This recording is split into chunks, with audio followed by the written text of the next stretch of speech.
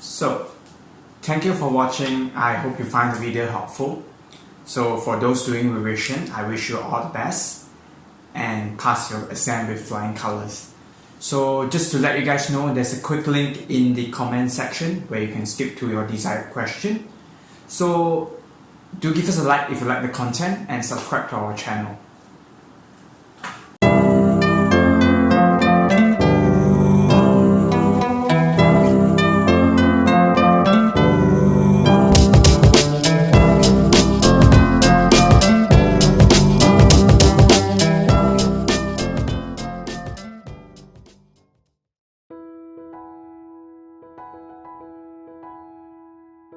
So for the first question, you need to find the total ratio, which is 20. Then you take the amount, which is 600, multiply by 11 over 20. As for the next one, for you to find the amount the remotes receive, all you need to do is take 600 minus the results you get earlier from the previous question. As for the following ones, there's a specific formula for those using compound interest.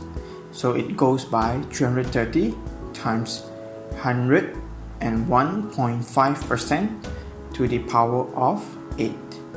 Then you will be able to get the answer.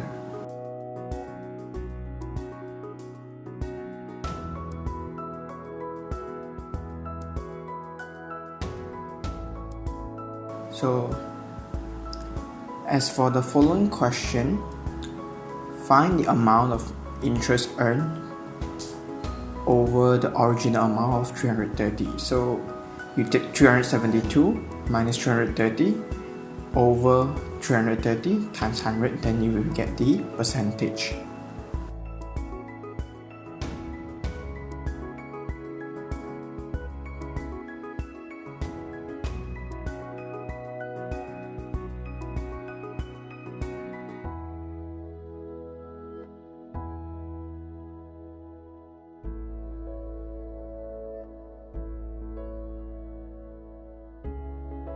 So as for the following ones, all you need to do is just take the 24.75 over 70, key it into your calculator, then you'll be able to get the answer.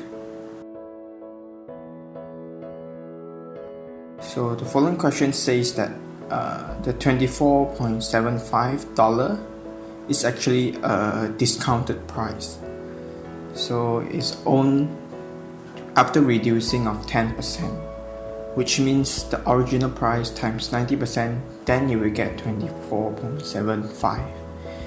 So you run the calculation, then you'll be able to get the answer.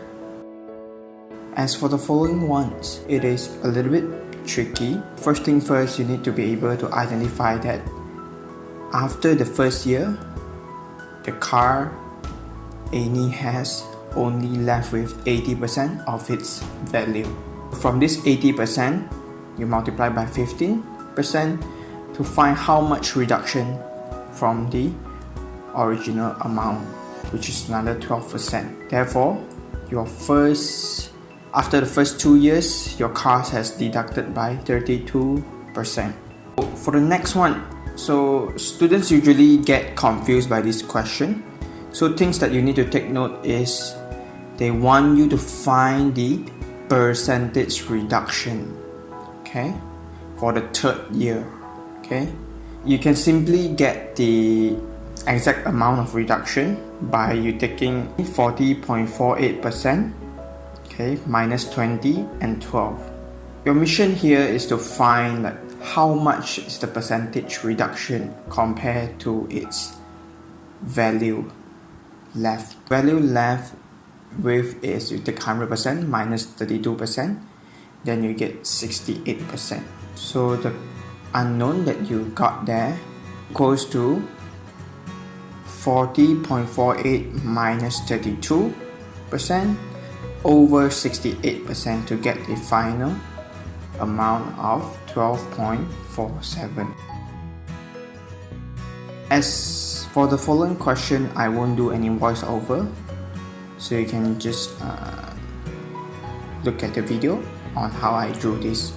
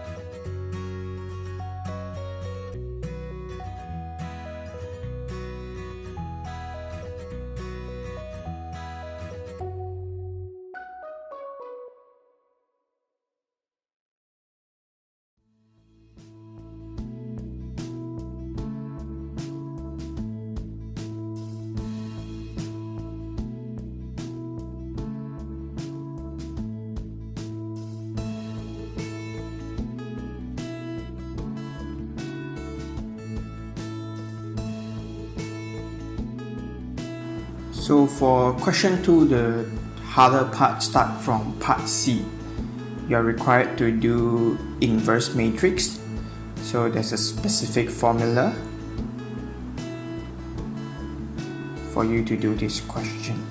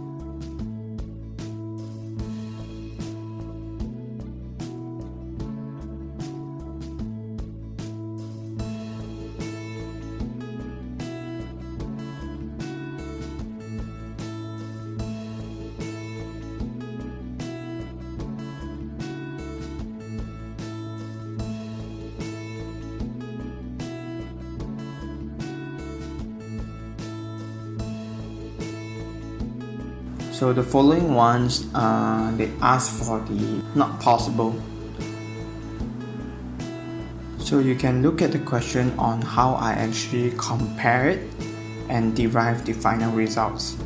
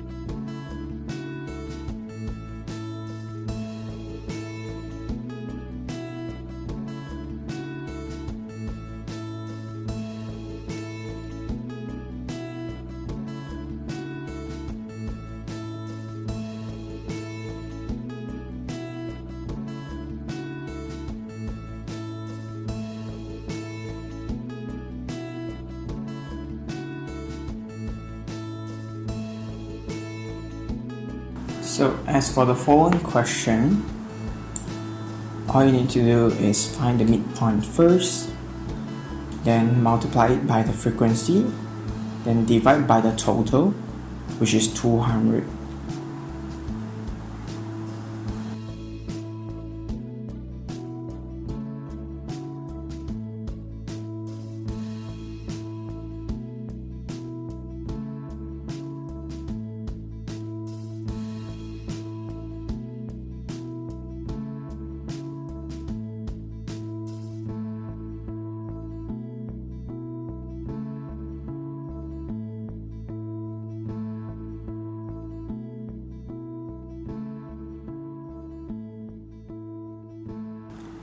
As for the following ones, this is actually the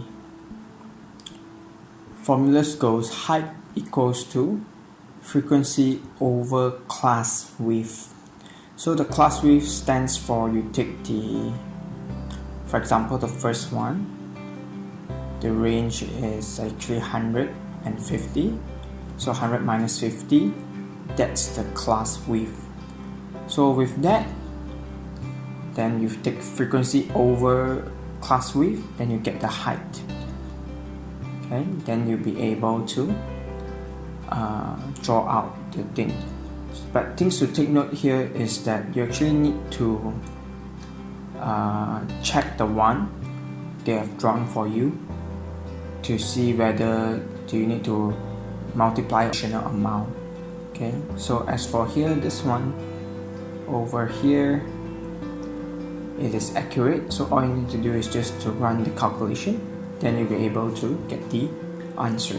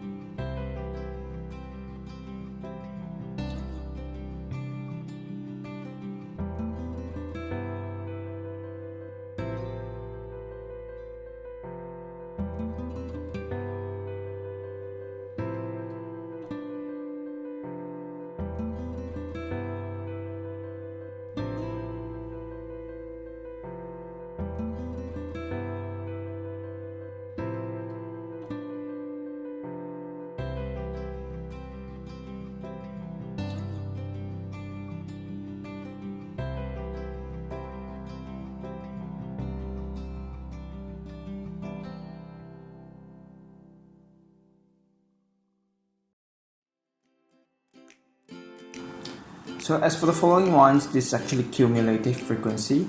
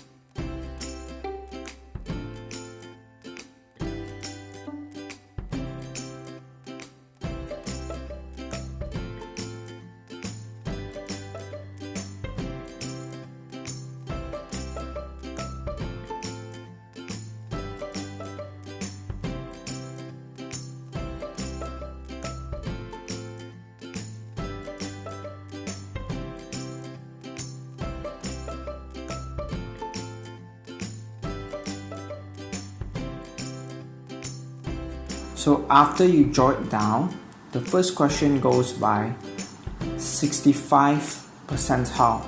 So you take the 200 students, multiply by 65%. Then from there, you get the students amount, which is 130. Then you draw down from the 130 to check the masses.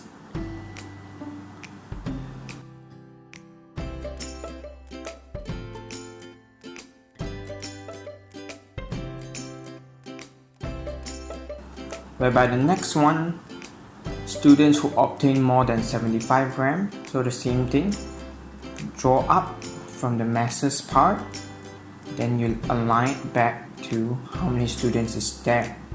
So you actually calculated 45 students which has less than 75. So you take 200 minus 45, so you will get the final answer.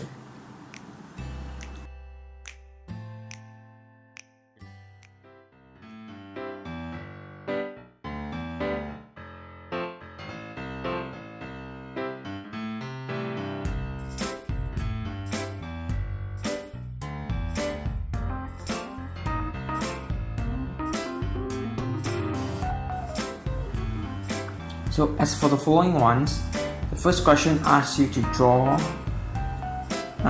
fx equals to 5, which is y equals to 5. So after you draw it, then you check the exact amount.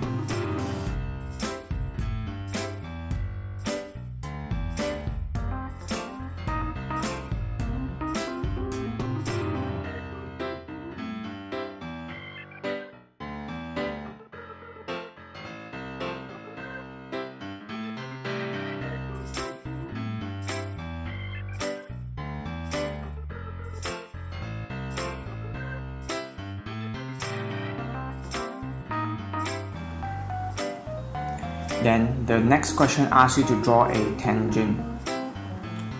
So I actually drew it, then you can refer to it.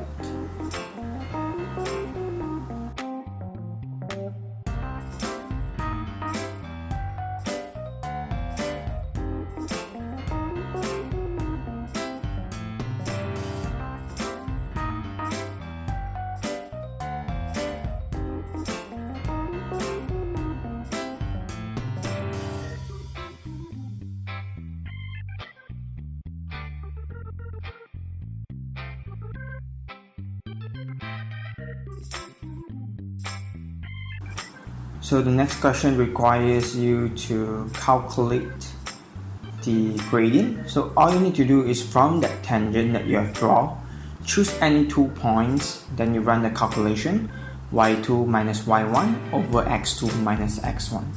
So there's a specific range for the answer. So if yours is not the same with mine, it is fine. So there's a link in the comment section where you can go and check the marking scheme.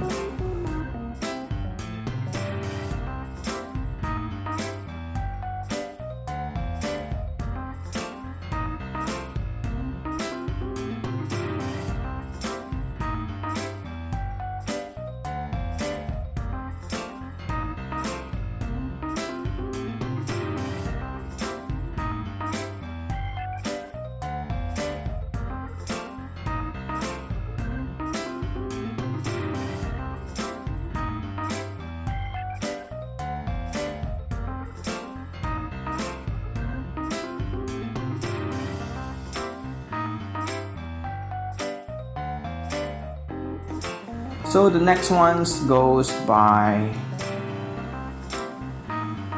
the question y equals to gx. So you run the calculation to find the y, and then from there draw the line.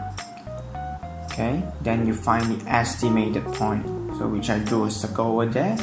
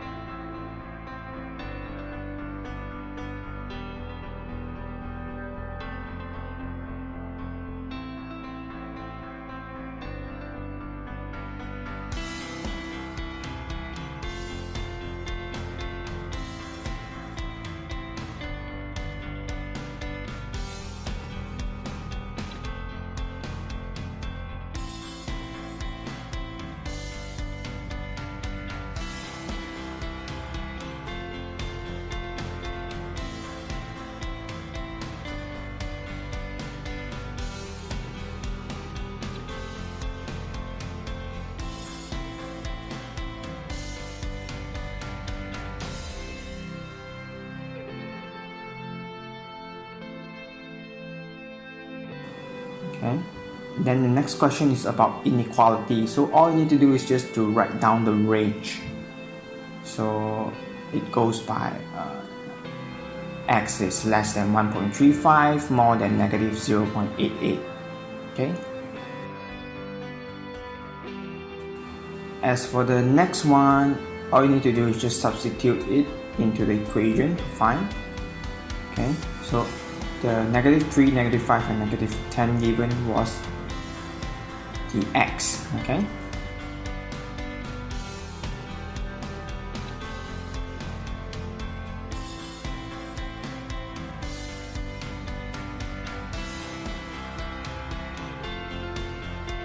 So the following statement states that as x decreases, okay, gx approach the value of 0. So as for the following question, okay, all you need to do is to find the curved surface area. So just take pi times r times L. The L here is the slant height, which is the 10 cm.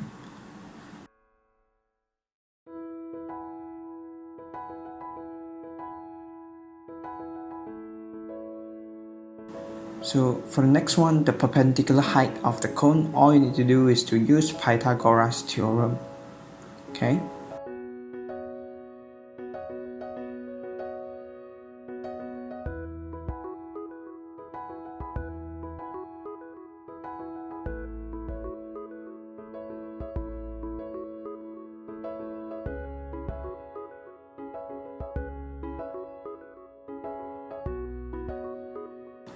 As for the following ones, just key in the perpendicular height that you found, then you'll be able to find the volume.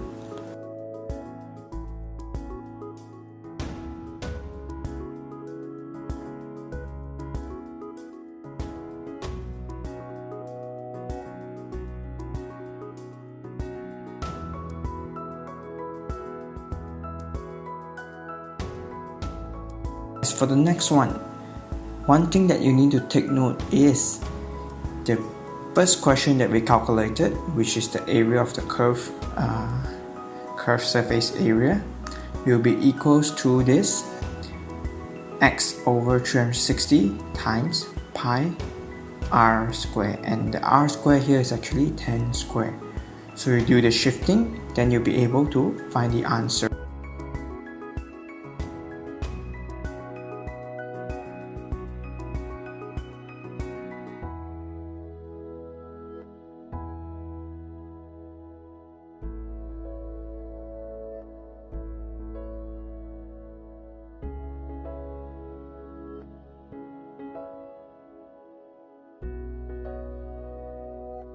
For the following ones, to find the area of the triangle, we are using a specific formula as shown.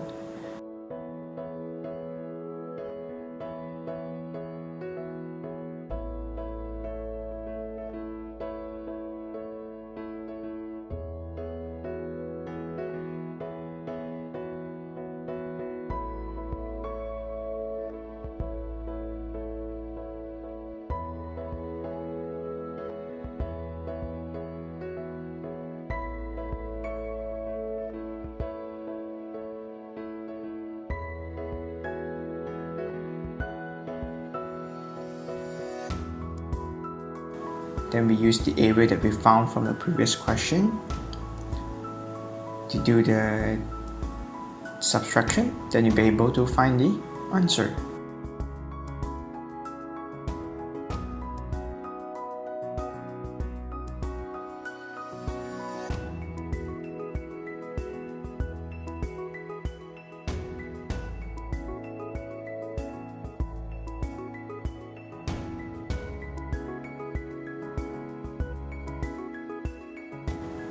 As for the following question, first thing that I will usually do is to fill up all the blanks first, okay?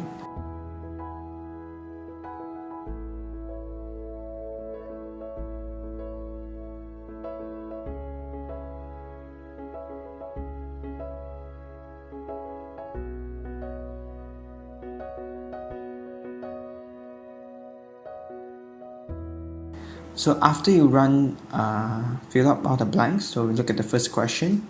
Probability that it rains and Aisha walks to school. So follow the logic flow. So the rain is 2 over 3 and walks to school is 1 over 7. So 2 over 3 times 1 over 7 to get the final results.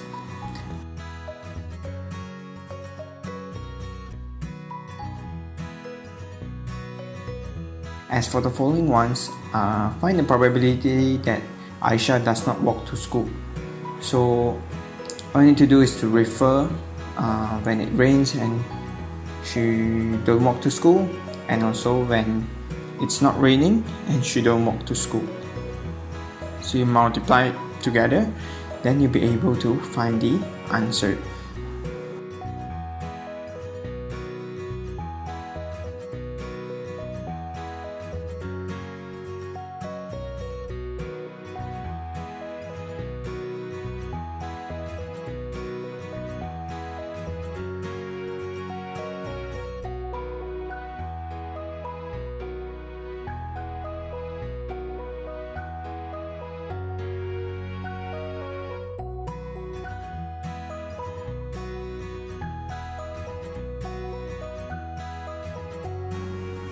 So find the probability that it rains exactly one morning in a school week of 5 days. So it can be Monday, Tuesday, Thursday, Wednesday or Friday as the rainy day, and the balance 4 days will be a sunny ones. So for example, if I said Friday is raining, so I get 1 over 3 times 1 over 3 times 1 over 3 times 1 over 3 times 2 over 3. And then remember that I mentioned before, sequence matters. So the rainy days can be on Monday, Tuesday, Wednesday and Thursday as well. So we need to multiply the results by 5 to get the final answer. So question 7. Okay, so the first one is a rectangle and the following one is a square. So for the rectangle ones, I will times the height twice and the width twice, whereby for the square, I will multiply it by 4. So you run the calculation, then you'll be able to find x.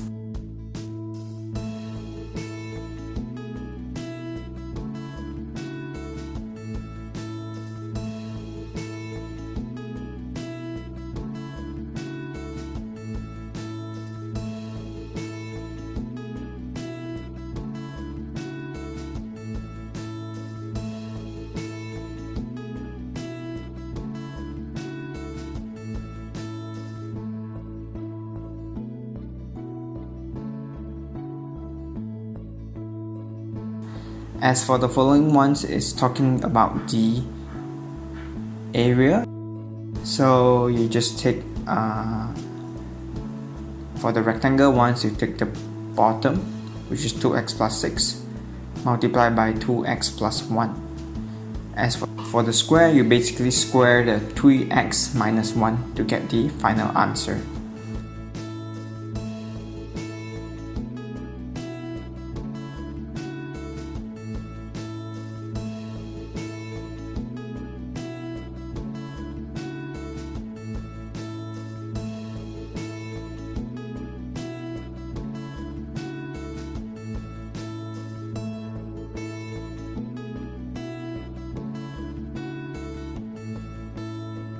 Okay, so you do the shifting, then you'll be able to find the results of 5x squared minus 20 minus 5. Then you need to key into the formula negative b plus minus b squared minus 4ac divided by 2a. So the answer that you derive, so one of it is negative. So negative is not applicable for our question. So we only look at the positive one, then you get the final answer.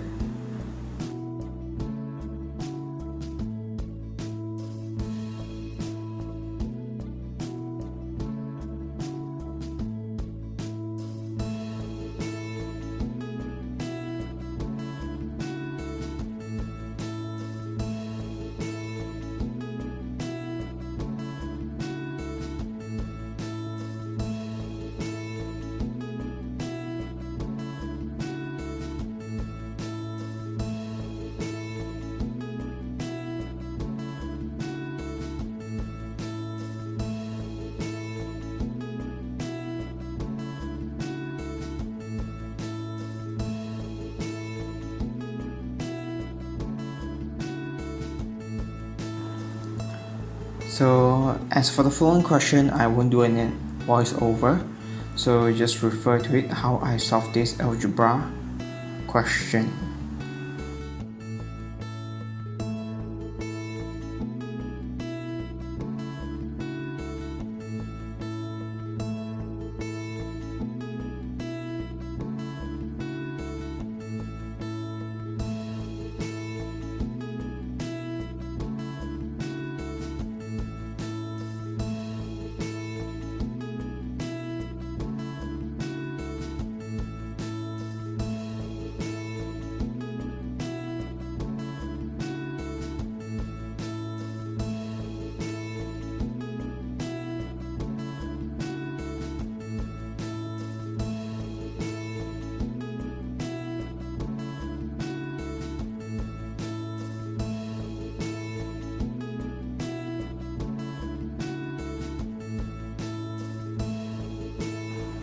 So as for the following question, I generally suggest students to draw out the specific area that the question is looking for, because it's much easier for you to solve it if you drew it out, okay, because you know which part that you're looking for.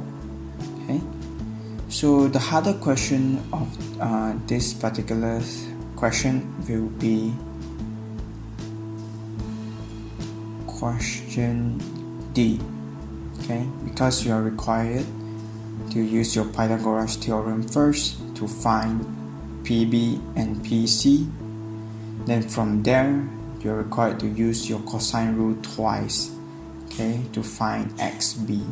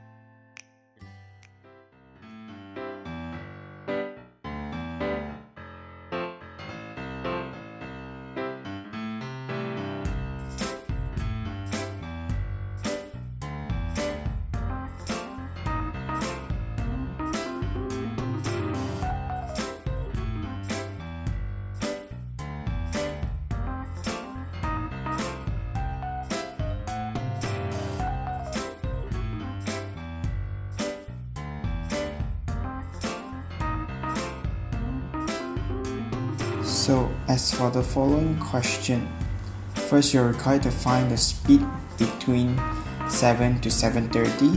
So you need to take note that for the speed formula, it's distance over time, and the time is 1 hour.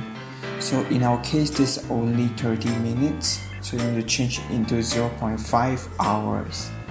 So with that, you're able to find the speed.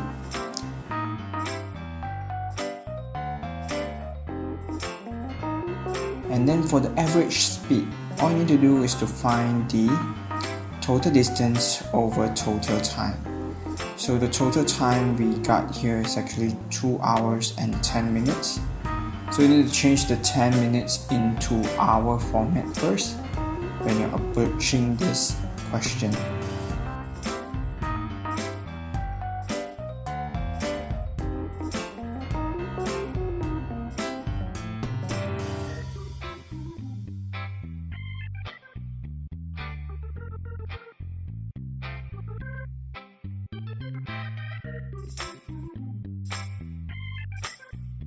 So the next one, okay, you're required to find the value of V.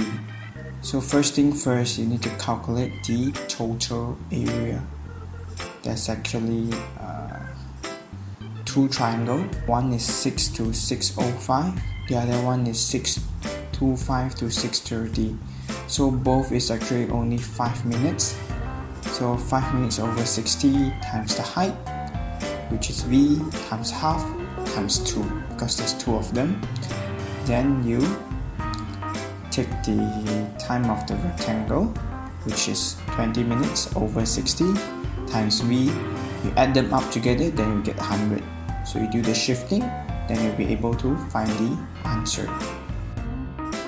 So as for the following ones, they ask the acceleration during the first 5 minutes. So all you need to do is to change this 240 kilometer per hour into meter and second. Okay, so from km to meter, you need to multiply by 1000, whereby from hour you change into seconds. We are required to take 60 minutes times 60. So by having the 240 kilometer per hour change into meter per second already, then the next thing that you need to do is to divide 5 times 60, because 1 minute is 60 seconds. So the last question, this one is actually a function question.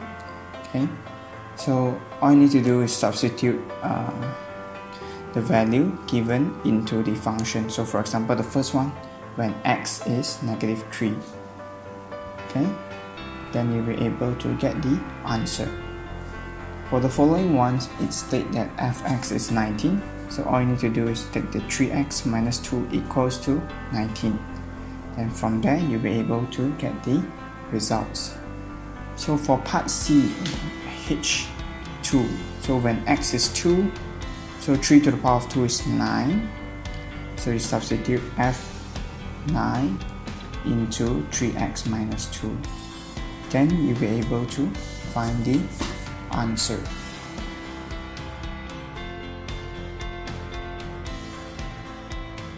So the next one is also very straightforward.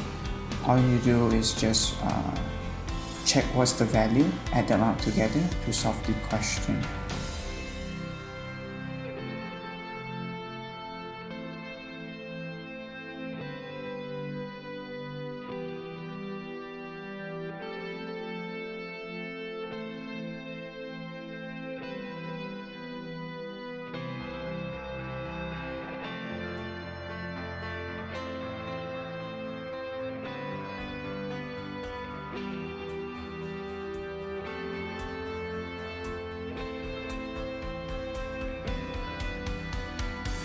Okay, lastly, okay, this is inverse function. So there's a few steps that are included in the question. So first thing first, you write down y equals to fx equals to 3x minus 2. So the new formula that you get will be y equals to 3x minus 2.